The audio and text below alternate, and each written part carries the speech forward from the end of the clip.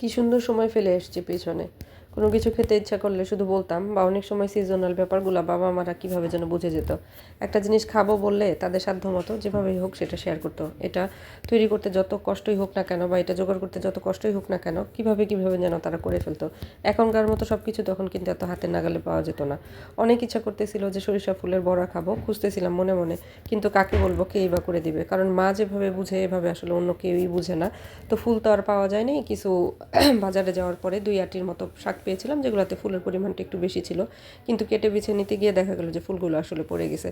যেহেতু বড়া খেতে ইচ্ছা করছে, তো আম্মাকে দেখছি কীভাবে বানাইছে, ওটা মনে রেখে ওভাবে করেই আমি কাজটা শুরু করছি।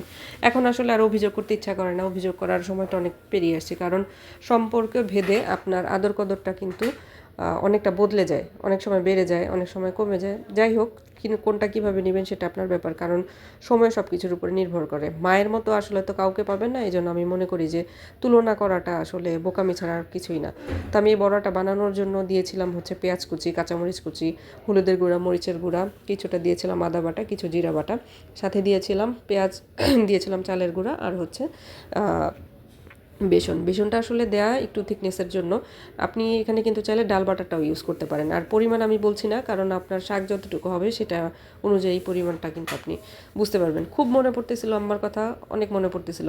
আম্মা দেখা যেত কিছু ইউনিক আইটেম আমাদেরকে করে খাওয়াইতো। তখন মনে হতো যে আপনার কি কাজ নাই, এগুলো কেন করেন? কিন্তু এখন যত দিন যাচ্ছে তত বুঝতে পারছি যে এগুলার যে স্বাদ বা এগুলার পিছনে ওনার যে ভালোবাসাটা জড়িয়ে আছে সেটা কিন্তু চাইলেও এখন আর পাই না।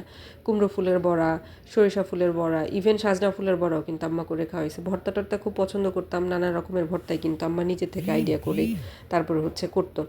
তো আমি আজকে যেহেতু প্রথম, খেতে কেমন লাগবে, কারণ ফুল তো কম আর সরিষা শাকটা তো একটু তেতো টাইপের হয়, ওই জন্য অল্প একটুই মাখাইছি।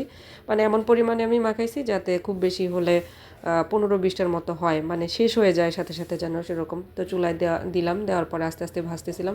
আজকে কিন্তু আমি জীবনের প্রথম এই জিনিসটা করতেছি। সো পরবর্তীতে গেলে হয়তো বুঝতে পারবো যে কিসব বিষয় কেমন হয়, স্বাদের ব্যাপার হোক বা যাই হোক।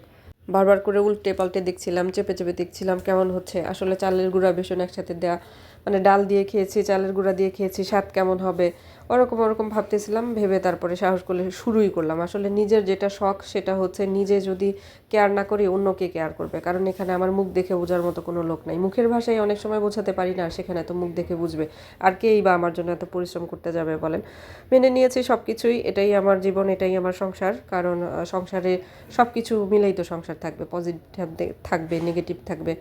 তো আলহামদুলিল্লাহ ভালোই হয়েছিল। তো একটা উঠানোর পরে আমার ছেলে এসে ঘুরঘুর করতেছিল, সে আবার এই জিনিসগুলো খুব পছন্দ করে। মেয়ে বাচ্চাটা কেন যেন কোনো খাবার মুখে টুখে নিতে চায় না, একটু অন্যরকম খাবার দেখলো বা হঠাৎ করে কিছু দেখলো, তো ও নিতে চায় না।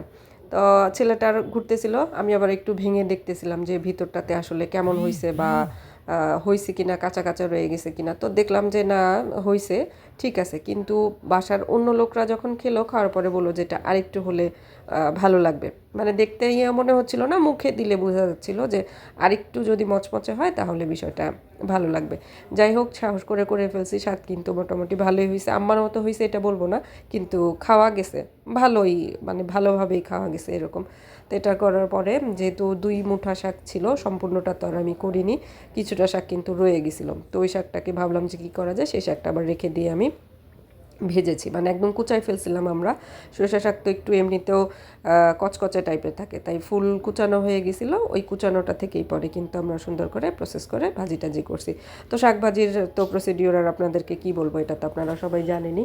আমি কিন্তু সবসময় শাক ভাজিতে কাঁচা পেঁয়াজ রসুনটা খুব বেশি পরিমাণে দিই, সাথে কাঁচামরিচ দিই, শুকনো মরিচ অনেক সময় কেটে দিই, বাগারে আলাদা করে আমি হয়তো একটু রসুনটা দিই। আমার কাছে শাক ভাজিতে খুব বেশি তেল, পেঁয়াজ, মশলা এগুলো ভালো লাগে, তাই আমি দিই। তো দিয়ে নর্মালি যেভাবে করে ওভাবেই কিন্তু করলাম। খুবই অল্প একটু শাক হয়েছিল, শাকটা খুবই ভালো ছিল। আমি কিন্তু যেদিন আনছি ওদিন করতে পারিনি, পরের দিন করছি। তো সাথে সাথে করলে হয়তো এটা আরও ভালো লাগতো। তো সর্বোপরি ভালোই লাগছে। অনেক ধন্যবাদ আপনাদেরকে এতক্ষণ ধরে আমার কথাগুলো শোনার জন্য, আমার ভিডিওটা দেখার জন্য। সবাই দোয়া করবেন আমার জন্য। ভালো থাকবেন। আল্লাহ হাফেজ।